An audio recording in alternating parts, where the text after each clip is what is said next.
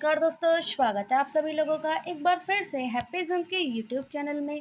दोस्तों, अगर आप अपनी लाइफ में कुछ नया सीखना चाहते हैं तो चैनल को सब्सक्राइब करिएगा, बेल आइकन को ज़रूर दबाइएगा। नवरात्रि के दौरान 10 काम ये कभी भी भूलकर नहीं करने चाहिए, नहीं तो माता रानी हो जाती हैं क्रोधित।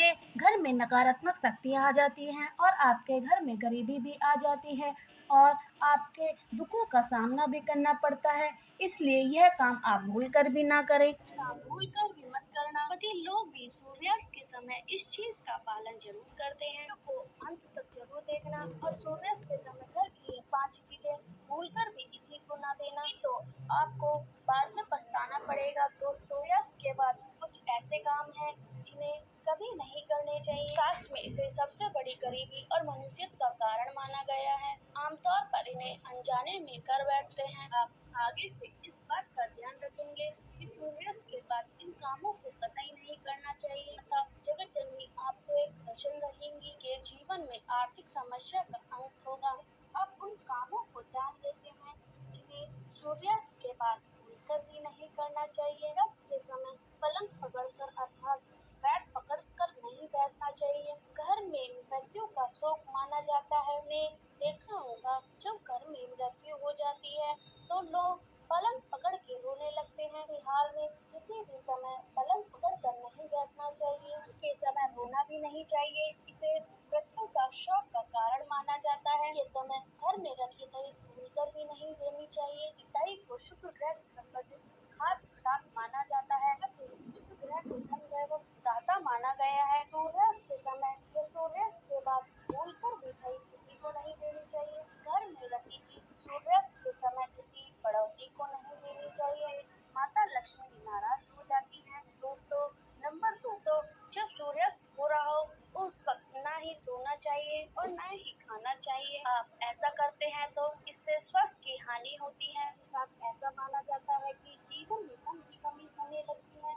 सूर्यास्त के समय सोता है उसका भाग्य उसी के साथ सो जाता है। इस समय कर्ज लेने वाला या देने वाला दोनों ही दुखी रहते हैं।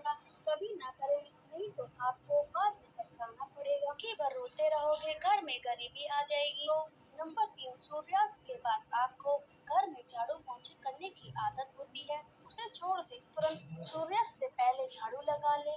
ऐसा करने से धन वैभव का नुकसान होता है। करने से माता रानी हमेशा हमेशा से आपके घर से दूर चली जाती हैं। अपनी किस्मत पर रोते रह जाएंगे तथा धन के लिए बिलखते रह जाएंगे। आपकी भूल जाएंगे। दोस्तों, अगर आपने हमारे वीडियो को लाइक नहीं किया है तो लाइक कर दीजिएगा। कमेंट बॉक्स में लिख दें जय माता रानी। चौथा नियम, सूर्यास्त के बाद बहुत से लोग नाखून काटते हैं और बाल कटवाते हैं। ऐसा बहुत गलत माना जाता है, इसलिए किसी को सूर्यास्त के बाद नाखून या बाल नहीं कटवाने चाहिए। ऐसा करने से आपके जीवन में नकारात्मक प्रभाव पड़ता है। धन अभाव के साथ बहुत सारी समस्या का सामना करना पड़ता है। शास्त्र में कहा जाता है कि सूर्यास्त के बाद पैर भी नहीं हिलाने चाहिए। अशुभ माना जाता है। सूर्यास्त के बाद बच्चे को और महिला को अपने घर में कदम रखना चाहिए। समय घर की दहलीज किसी स्त्री या कन्या को या छोटे बच्चे को पार नहीं करनी चाहिए। बाद बहुत सारी घटनाएं होनी शुरू हो जाती हैं, इसलिए बहुत सावधान रहने की जरूरत होती है। नंबर 5, सूर्योदय के होने के बाद आपको तुलसी की पत्ती नहीं छूनी चाहिए, ना ही तुलसी के पौधे में जल अर्पित करना चाहिए। शास्त्रों के अनुसार सूरज डूबने के बाद घर में पूजा पाठ करनी चाहिए और दीपक जरूर जलाना चाहिए। सूर्यास्त के बाद स्थायी रूप से अंधेरा रहता है, उस घर में भूत प्रेत आने के बहुत ज्यादा संकेत होते हैं। भी न करे। साथ ही साथ सूर्यास्त के बाद शारीरिक संबंध नहीं बनाने चाहिए। साथ हमें पत्नी से दूर रहना चाहिए और साथ संबंध भी नहीं बनाना चाहिए। संबंध बनने वाला अगले जन्म में कुत्ता बनता है, फिर कुतिया बनती है। ऐसे घर से आपके घर में किसी की अकाल मृत्यु हो जाती है या सुबह शाम झगड़े होते हैं, पैसों की कमी होने लगती है, में भूत प्रेत का आभास होता है, तो यह वीडियो आपके के लिए है। वीडियो को अंत तक जरूर देखिए। चलिए अब बताते हैं इसका मुख्य कारण क्या होता है। शास्त्र के अनुसार आपके घर में एक या दो से ज्यादा चोरी नहीं होनी चाहिए। नकारात्मकता बढ़ती है और आए दिन झगड़े होते हैं। सुबह उठते ही एकदम चाकू नहीं देखना चाहिए, इससे आपको बुराइयों का सामना करना पड़ता है। अगला कारण है घर में कांटेदार पौधा है। आपके घर में कोई कांटेदार पौधा है, वह आपके घर में नकारात्मकता लाता है। घर में अकाल मृत्यु का खतरा बढ़ जाता है।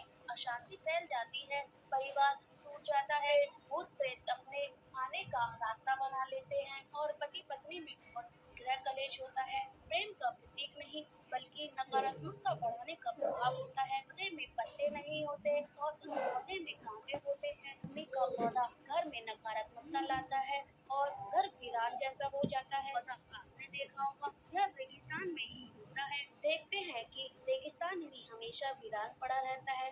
तुलसी में कोई भी कांटेदार पौधा नहीं लगाना चाहिए। अगला कारण है मानसिक धर्म के अनुसार आप कोई भी पेड़ पौधों में पानी डालते हैं, इससे घर में गरीबी का वास हो जाता है। तो तुलसी में खुलकर भी पानी नहीं डालना चाहिए, आपको आराम करना चाहिए। अगर आप अपने घर में भूत प्रेत को भगाना चाहते हैं, नियमित रूप से पूजा घर में दिया बाती करते जरूर रहें, प्रतिदिन दीपक जरूर जलाएं और हफ्ते में पूरे परिवार को एक एक पत्ती तुलसी का जरूर खाना चाहिए। आपको नहीं खाना है तो चाय में पीसकर या दूध में पीसकर पी लीजिए और आपको धनवान बनने से कोई नहीं रोक सकता है। वे जड़ से खत्म हो जाती है, सबकी बीमारी खत्म हो जाती है।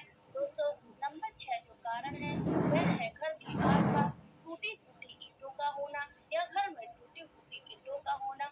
कोई घर में टूटी हुई खाट पड़ी है तो यह बहुत अशुद्धता लाती है। घर में झगड़े बढ़ते हैं।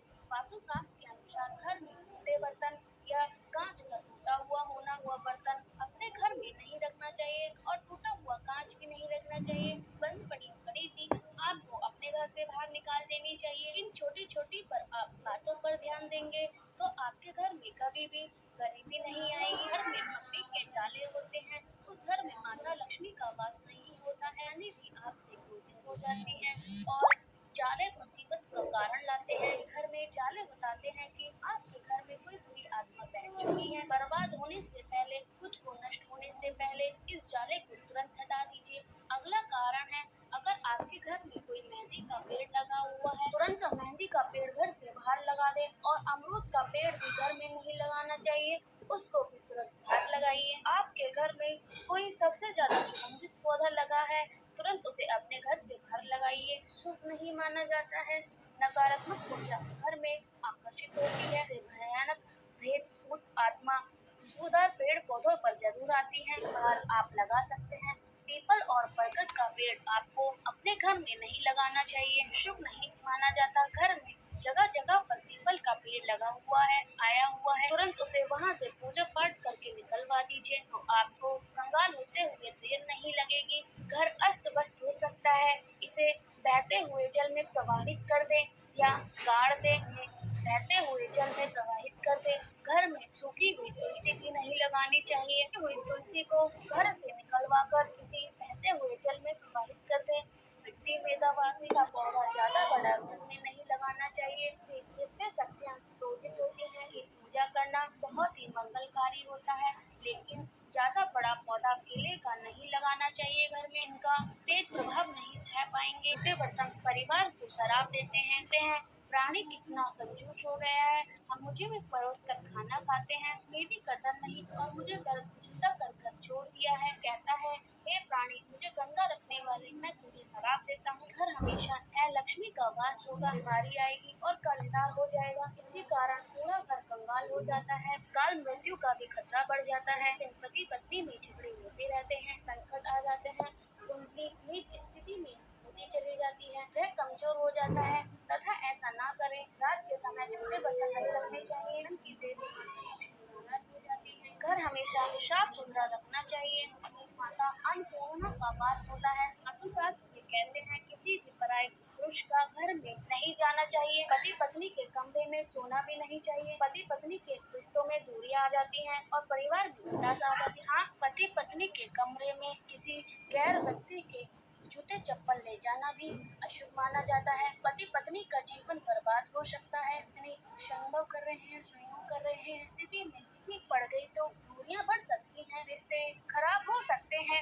ऐसा करने की कतई मनाही है, की इजाजत के साथ ही कक्षा में प्रवेश करना चाहिए। गुरुवार के दिन घर में पोछा नहीं लगाना चाहिए, गुरु कमजोर हो जाता है। जब गुरु कमजोर होता है तो घर में महाविनाश आ जाती है। रात के 12 बजे के बाद आईना नहीं देखना चाहिए। भूत प्रेत सबसे ज्यादा शक्तिशाली होते हैं। वह भूत प्रेत की शक्तियाँ आईना देखने वाले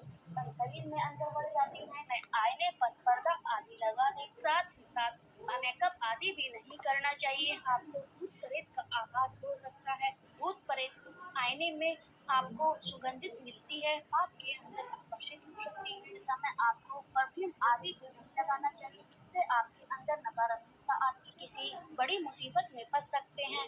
नंबर 10, तवे पर रोटी बनाने के बाद आपको पानी नहीं डालना चाहिए, इससे आपका राहु ग्रह इससे को धन की हानि होने लगती है। कपड़े सुखाते वक्त आपको होना चाहिए तुलसी के आसपास आपको कभी भी कपड़े सुखाने नहीं चाहिए। माता तुलसी आपको क्रोधित हो सकती हैं, जीवन में भयंकर हानि हो सकती है। घर के को हमेशा साफ रखना चाहिए। बत्ती के डिब्बे, माचिस के डिब्बे, सड़े गले फूल हटा देने चाहिए। के अंदर एक से ज्यादा भगवान की मूर्ति नहीं रखनी चाहिए, मूर्तियाँ भी हटा देनी चाहिए। वास्तु शास्त्र में बताया गया है दोस्तों, रात के समय पति पत्नी को प्रेम जरूर करना चाहिए, ऐसे को छोड़कर रिश्तों को आगे बढ़ाना चाहिए। भगवान श्री कृष्ण कहते हैं, जिस घर में पति पत्नी आपस में प्रेम करते हैं में मेरा सदैव वास होता है। पति रोती है या स्त्री रोती है, उस घर में लक्ष्मी का वास नहीं होता। नवरात्रि के दिनों में जूते, चप्पल, बेल्ट, चमड़े की चीज वर्जित मानी जाती है, अनिवार्य होता है। तो आपको इस बात का ध्यान रखना चाहिए। अगर आप माता रानी के दर्शन करने के लिए मंदिर में जाते हैं, प्रवेश से पहले ही